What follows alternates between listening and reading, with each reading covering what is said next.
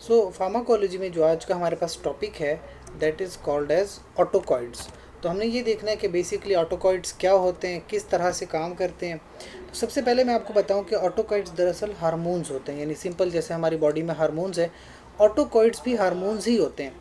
लेकिन इनमें स्पेशल बात ये होती है कि ऑटोकॉइड्स स्पेसिफिकली प्रोड्यूस्ड ऑन डिमांड, यानी जब आपकी बॉडी में इनकी ज़रूरत होती है तब ये प्रोड्यूस होते हैं।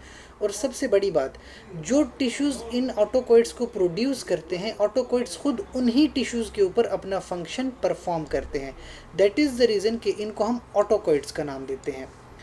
अब अगर देखे जाए हमारी बॉडी में कितनी तरह के ऑटोकॉइड्स हैं, तो टोटल मेजरली हम बात करें 4 तरह के ऑटोकॉइड्स हैं। We call them amine autacoids, peptide autacoids, lipid derived और कुछ अदर कैटेगरीज के। यानी टोटल हमारे पास 4 तरह के ऑटोकॉइड्स बॉडी में मौजूद हैं। अगर मैं बात करूं अमीन की, तो जैसे हिस्टामीन हार्मोन है, सीरोटोनिन हमारी बॉडी में है।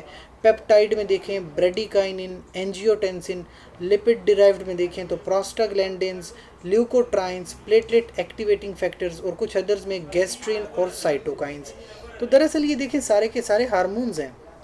अगर इनका फंक्शन देखें, हमारी बॉडी में जो फंक्शन परफॉर्म करते हैं, सबसे पहले तो न्यूरोट्रांसमिशन, यानी जो एक न्यूरॉन आता है उससे हार्मोन रिलीज़ होकर दूसरा न्यूरॉन लेते तो न्यूरो ट्रांसमिशन करते हैं।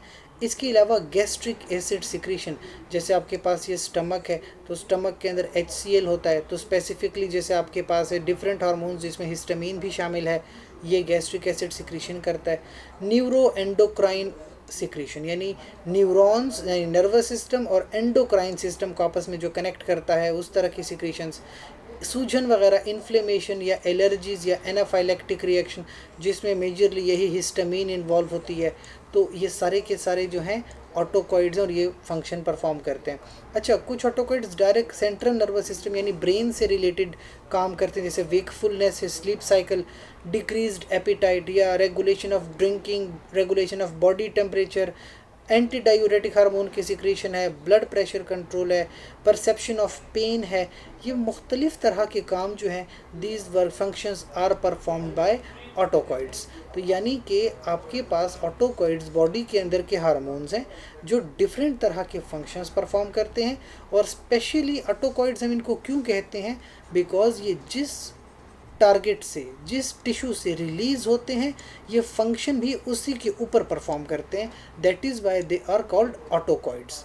अब मैं आपको एक एग्जांपल से बात समझाता हूँ। फ़र्ज़ करें किसी को फिजिकल ट्रॉमा हो गया है, तो जिस टिश्यू में फिजिकल ट्रॉमा हुआ है वहाँ पे सेल की डैमेज हो जाती है, वहीं से हिस्टामीन रिलीज़ होती है और वेजोडायलेशन करके जो है इन्फ्लेमेशन कॉज कर देते हैं। तो यानी जहाँ से हिस्टामीन रिलीज़ हो रही है वहीं पे इन्फ्लेमेशन कॉज कर रहे हैं। सो हम इसको कहते हैं कि ये ऑटोकॉइड का एक फंक्शन परफॉर्म हो रहा है। So that is the main concept of ऑटोकॉइड्स।